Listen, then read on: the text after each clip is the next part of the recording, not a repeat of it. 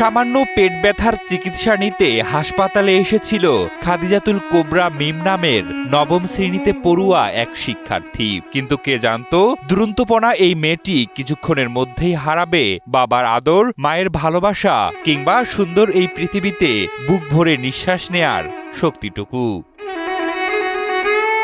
বিধাতার লিখন ভিন্ন, যা মানুষের অজানা।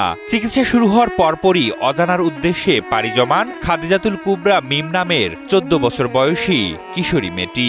স্বজনদের অভিযোগ, নার্সের ভুল ইনজেকশন পুশ করার সাথে সাথেই মিমের মৃত্যু হয়েছে। জাস্ট তার গ্যাস কম, আমাদের ধারণা 100%ই তার গ্যাস কম, কিন্তু এই গ্যাস কমের কারণে এই অ্যান্টিবায়োটিক এই যে ওষুধ দিল, এটা কিন্তু ওটা ঠিক হয়েছে।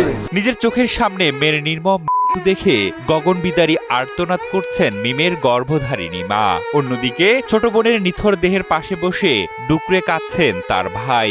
তবে বাবা নিজেকে শক্ত রেখেছেন। নিজের কলিজার ধন ছোট্ট মেয়েটিকে হারিয়েও স্বজনদের সান্ত্বনা দিচ্ছেন তিনি।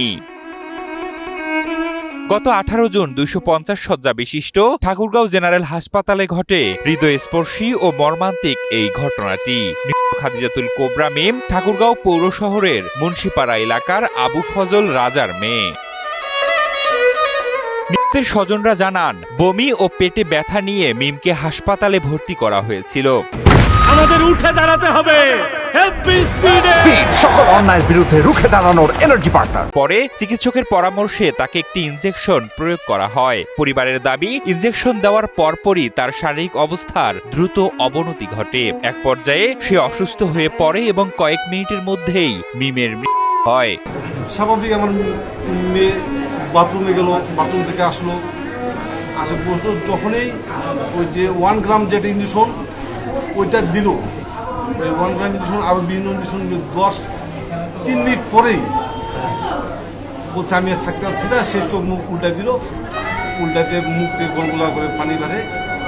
তারপর আমাকে একটা স্পিডগুলোতে এইটা ইঞ্জেকশন নিয়ে আসেন, আমি ওটা আনি যায় দেখছি। ঘটনার পর হাসপাতাল চত্বরে শোক ও ক্ষোভের পরিবেশ সৃষ্টি হয়। কারণ সম্পর্কে জানতে চাইলে হাসপাতালের জরুরি বিভাগের চিকিৎসক কনসালটেন্ট ডাক্তার রাসেল জানান, রোগীকে প্রয়োজনীয় চিকিৎসা দেয়া হয়েছিল। তবে ইনজেকশন প্রয়োগের পর হঠাৎ তার শারীরিক অবস্থার অবনতি ঘটে। পেটে ব্যথা আসলে, বমি আসলে এই চিকিৎসাগুলাই দিয়ে থাকে। আসলে কেন আসলে মারা গেল সেটা তো আসলে কারণ নির্ণয়টা করার সময় পাওয়া যায়। ওনাকে তো 3টা পরীক্ষা দেওয়া হয়েছিল, সিবিসি, আল্ট্রাসোনোগ্রাফ।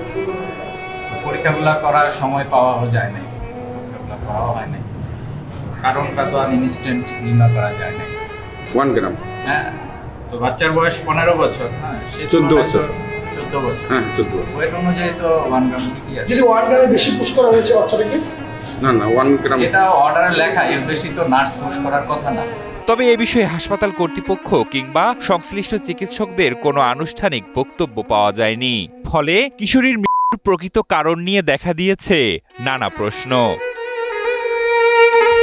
স্থানীয় সচেতন মহলের দাবি, দ্রুত নিরপেক্ষ তদন্তের মাধ্যমে ঘটনার সত্যতা উদ্ঘাটন এবং ভবিষ্যতে এ ধরনের ঘটনার পুনরাবৃত্তি রোধে কার্যকর পদক্ষেপ গ্রহণ করা হোক।